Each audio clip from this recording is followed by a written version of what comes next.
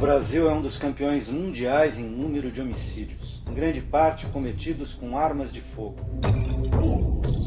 Apesar das campanhas de desarmamento e do rigor da lei para a compra e porte dessas armas, no mercado paralelo o contrabando cresce e municia principalmente o crime organizado. Entre policiais, vigilantes particulares, bandidos, milícias e sociedade civil que se arma sob o argumento da autoproteção, tiros têm atingido em cheio o Estado de Direito. Nesta guerra sem muito controle, inocentes frequentemente são vitimados. Discutir causas e formas de enfrentar a violência armada é promover cultura de paz e defender a vida por um país melhor e mais justo. Olá, o Melhor e Mais Justo de hoje discute o crescimento e as consequências da violência armada no Brasil. Estamos transmitindo ao vivo pelo portal tvt.org.br e também pela Rádio Brasil Atual FM 98.9 em São Paulo, 93.3 no Litoral Paulista e 102.7 no Noroeste Paulista. Para essa conversa, eu tenho o prazer de convidar Lígia Rechenberg, coordenadora do Núcleo de Análise de Dados do Instituto Sou da Paz. Débora Maria da Silva, presidente da ONG Mães de Maio. E Bruna Charifka, coordenadora de projetos do Instituto São Paulo contra a Violência. Bem-vindas. Todos os dias, a violência armada suprime vidas, deixa vítimas incapacitadas física, emocional e economicamente, absorve recursos públicos e, sobretudo, rebaixa a cidadania. Ela é apontada por especialistas como um grande obstáculo para o desenvolvimento dos países. Então eu pergunto, aqui no Brasil, qual é o contexto atual da violência armada? Por que ainda estamos entre os líderes no ranking mundial no número de homicídios? Que caldo é esse que resulta nesses números? Bruna, bem-vinda. Como é que a gente pode explicar um panorama de por que a violência é tão intensa no Brasil e por que a gente continua escalando a violência e não conseguindo encontrar respostas para essa fratura exposta da nossa sociedade? Tutu, essa é a pergunta que não quer calar, né? Eu acho que quem disser que tem uma resposta, uma única resposta para isso, né, olhe com desconfiança. Porque esse eu acho, né, no meu entendimento, esse é o maior problema, justamente a gente conseguir fazer os diagnósticos possíveis, né, para se chegar às respostas para essa pergunta. Né? Mas é óbvio que, da mesma forma que a gente está tratando aqui, por isso é um tema tão importante, a falta de controle ou o controle, né, ineficaz, né, da circulação de armas é um grande fator. Então, isso já é sabido e graças ao Estatuto é que a gente começou a ter esse controle maior da circulação. Então, a gente tem uma legislação relativamente rigorosa em relação ao controle de armas, o Estatuto do Desarmamento, mas ele não tem conseguido ser efetivo na prática, né, Débora? Quer dizer, presidente da Associação Mães de Maio, são mães de pessoas vitimadas, de cidadãos vitimados pela violência e pela violência do próprio Estado. Não é? Como é que você vê a escalada da violência armada, da letalidade, do número de homicídios na nossa cidade, na grande São Paulo, no Brasil? Nossa cidade, né? A gente vê a escalada da violência, a letalidade por parte do Estado. O Estado, ele está fora do controle, né? Ele tem penalizado população periférica, negros e pobres, né? Numa escalada muito forte, tendo em vista o que aconteceu em maio de 2006. De lá para cá, o braço armado do Estado, ele perdeu o controle. O que aconteceu em maio de 2006? Em maio de 2006, no espaço de uma semana, se mataram no estado de São Paulo mais de 600 jovens, tudo pobres e negros periféricos. E o que reinou após esses homicídios foi a impunidade. Em nome da perseguição a uma facção criminosa, foi isso, né? em 2006, houve um aumento de letalidade por parte dos agentes do Estado. Sim. Então, a gente vimos que só teve um numeral só crescente. Ele não foi decrescente, né? E no espaço de uma semana, a gente vê 600 jovens assassinados. E na Baixada Santista, que é onde é o foco do movimento Mães de Maio, a gente vimos que de lá para cá, a escalada da violência policial, ela tem sido, sim, muito presente perante as periferias e é um caso lamentável. Lígia, entra na conversa. De um lado o Estado, mas de outro lado o crime organizado, digamos que uma certa... enfim, um certo esgarçamento do tecido social e um caldo de cultura, né? Que nos leva a ter esquemas de violência tão sofisticados e crescentes, que não são privilégios do Brasil, privilégios com todas as aspas, né? Mas que não são exclusivos do Brasil. As grandes cidades, as regiões metropolitanas pelo mundo vivem também questões de violência e cada uma, a seu modo, vai tentando lidar com essa questão, né? Como é que você vê?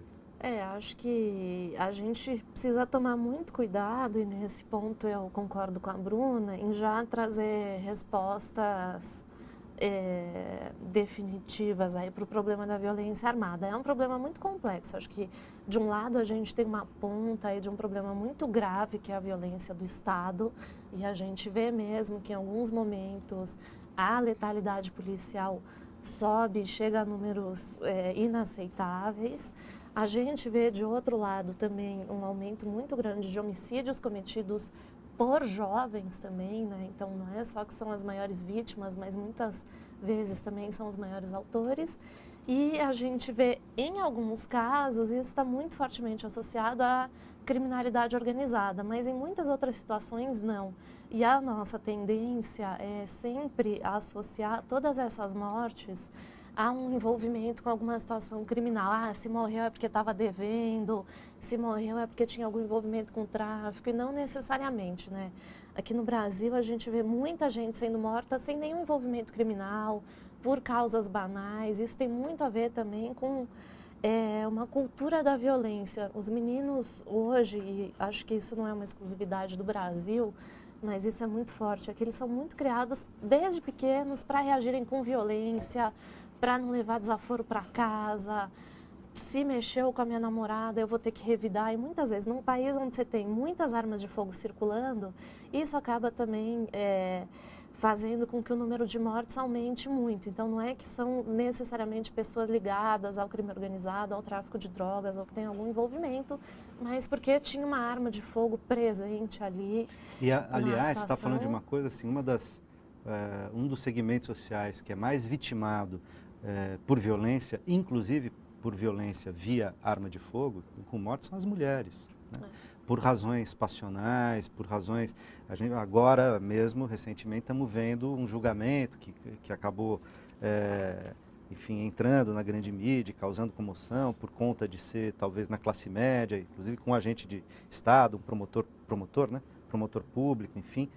Mas que, mais há um tempinho atrás, uma outra morte por arma de fogo cometida por um jornalista, né? Pimenta Neves, enfim, contra a namorada. As mulheres são vítimas, digamos, preferenciais, além da violência doméstica, etc., também de crimes por armas de fogo. Muitas são mortas. Na verdade, não. Assim, a imensa maioria de quem morre por arma de fogo no Brasil é jovem, é negro, é morador de periferia. Você tem um baixo percentual aí de mulheres que morrem, mas chama atenção, porque a maioria das mulheres que morrem por arma de fogo é num contexto de violência doméstica, é por conta de um parceiro e tal. Agora, uma coisa que eu queria acrescentar aí para o debate, a gente fala muito aí da violência do Estado e tal, eu acho que a gente precisa considerar uma outra coisa aí no debate de como solucionar o problema dos homicídios no Brasil. Você precisa reduzir a disponibilidade de arma de fogo, precisa treinar os policiais aí para atuarem de uma outra forma e tal. Mas eu acho que tem um certo descaso do Estado que é muito pouco debatido. Eu não sei se vocês acompanharam recentemente, teve uma resolução do CNJ, o Conselho Nacional de Justiça, determinando que os casos de homicídio anteriores a 2007 fossem julgados e processados até um determinado prazo.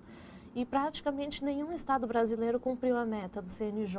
Então, você tem também aí um descaso por parte, de um lado por parte da Polícia Civil também, porque o índice de esclarecimento de homicídio é muito baixo. Que é quem é então eles responsável não pela investigação. E aí, quando o caso chega no judiciário, também leva muito tempo para ser julgado. Isso também é um fator que estimula que as pessoas cometam mais homicídios mesmo, porque a chance de elas serem pegas, identificadas é baixa. Se elas forem, a chance de serem julgadas é pequena. Não vou nem entrar no mérito do tamanho da pena, porque acho que não é essa a questão. Mas você tem toda uma resposta do Estado que é muito lenta e muito inadequada se a gente considerar a gravidade do crime, né? Você está falando de uma vida que foi perdida e o Estado não está respondendo adequadamente para o problema.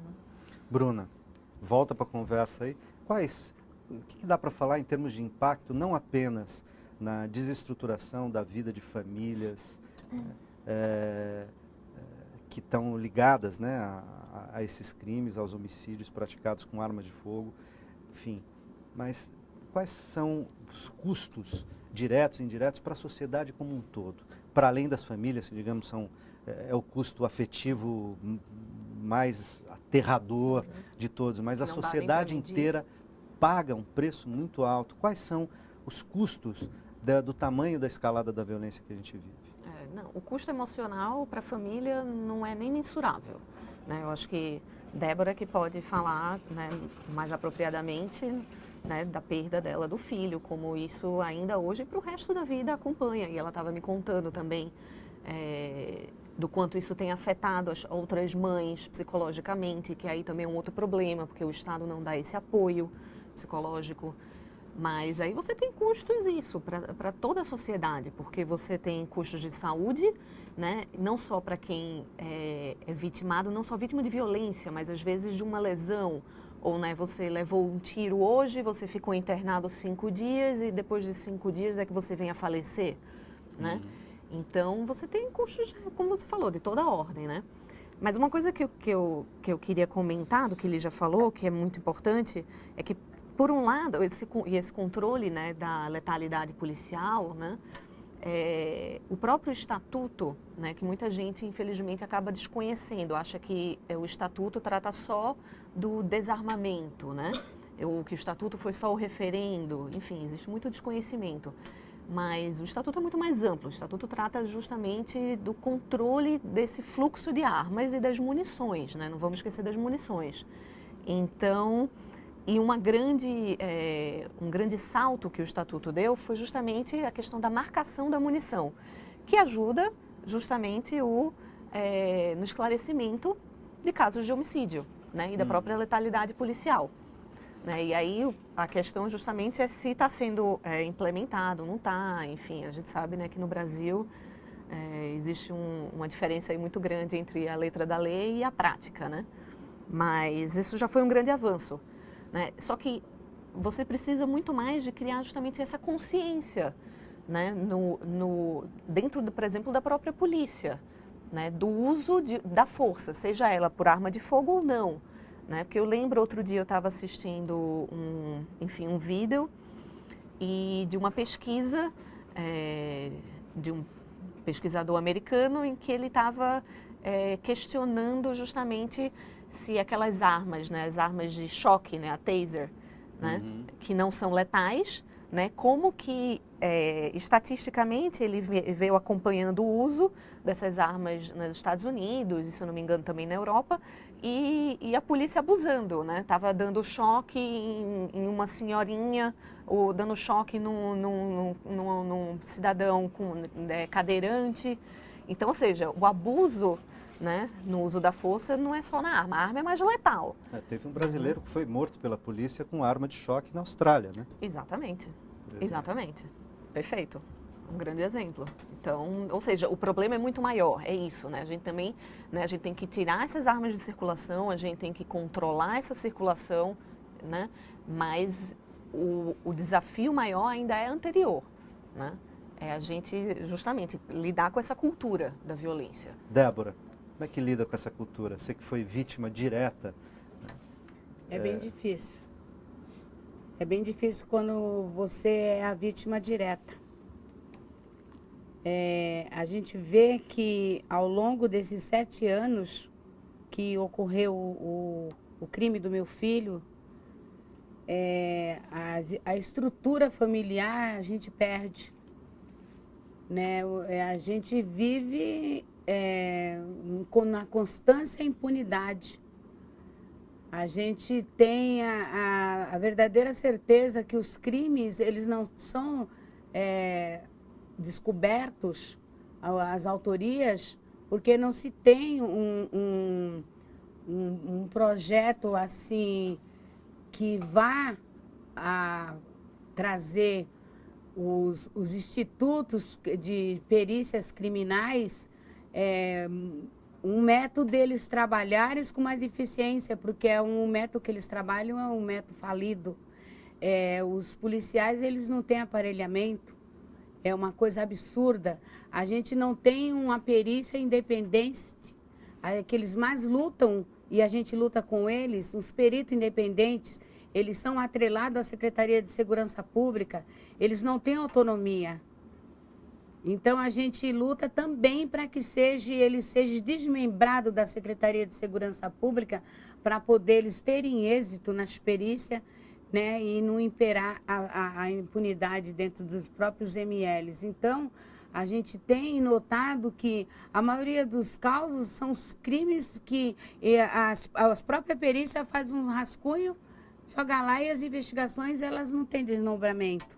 Tendo em vista o inquérito do meu filho, o corpo do meu filho foi enterrado com um projétil. A peça fundamental no exame de execução sumária, e nem exame criminológico não existiu, porque ele foi enterrado com um projétil. E depois de uma arma da polícia. Não, a gente não tem. Quem tinha que descobrir era a perícia, né, que não houve perícia nesse montante de assassinato de maio de 2006, e a gente vê como é paliativo. Como é que pode um indivíduo ser enterrado com um projétil?